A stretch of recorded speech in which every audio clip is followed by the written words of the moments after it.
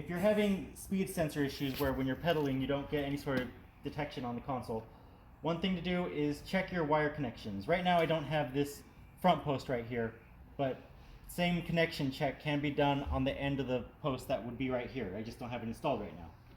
So here you see there's these two connectors. You want to see that these pins are all straight and in line. Also, you want to see that these little silver bits are all the way to the end of this plastic holder. So when you plug them in, you line up this little hooky part and then this little clip, connect them, and so that should power on the console without any error codes.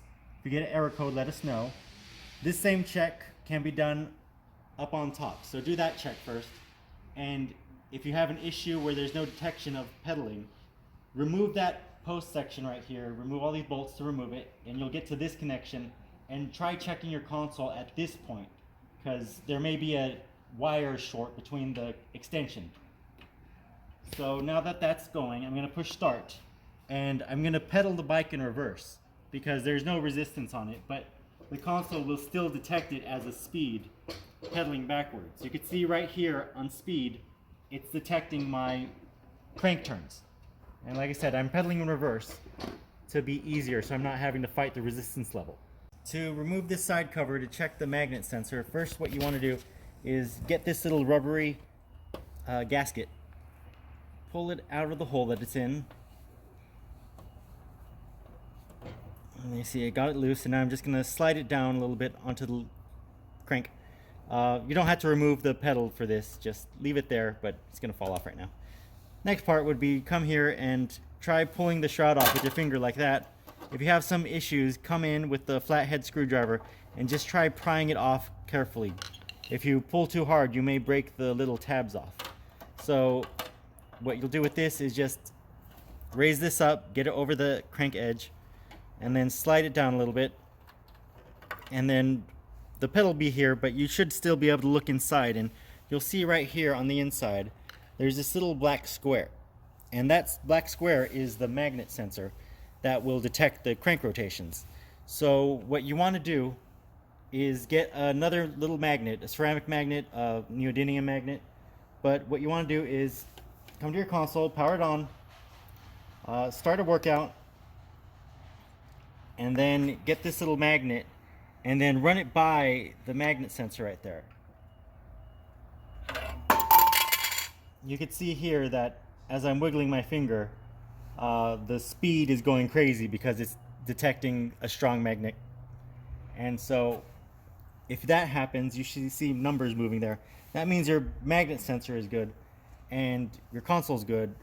It should be detecting, but it just may be that the magnet on the crank is not set correctly to track. So to fix that, you'd have to go further and remove this shroud from your bike. To remove this shroud, you want to come and remove a screw from here, one here, one here, one there, one there, and those are the screws that mount directly to the frame. You'll have to remove some other screws, this one, this one, this one, and this one. Those holes will connect to the shroud's opposite side, so you need to make sure that you remove those screws so that they will be free of each other so that you could then remove this plastic cover. I've already removed the screws here, so the next step is to come right here and unplug your power jack and then carefully bring the shroud off.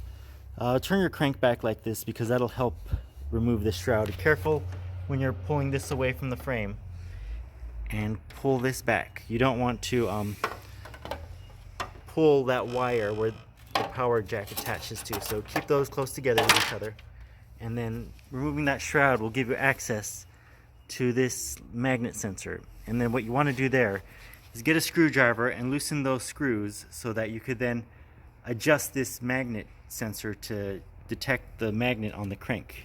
Here I'll turn the crank to show where that magnet is placed.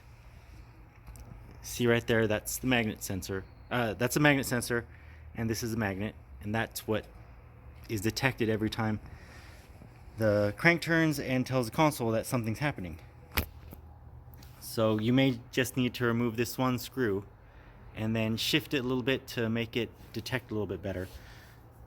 Just turn the crank in reverse because that's the easier way to do it, and then with your console running, check for the crank turns.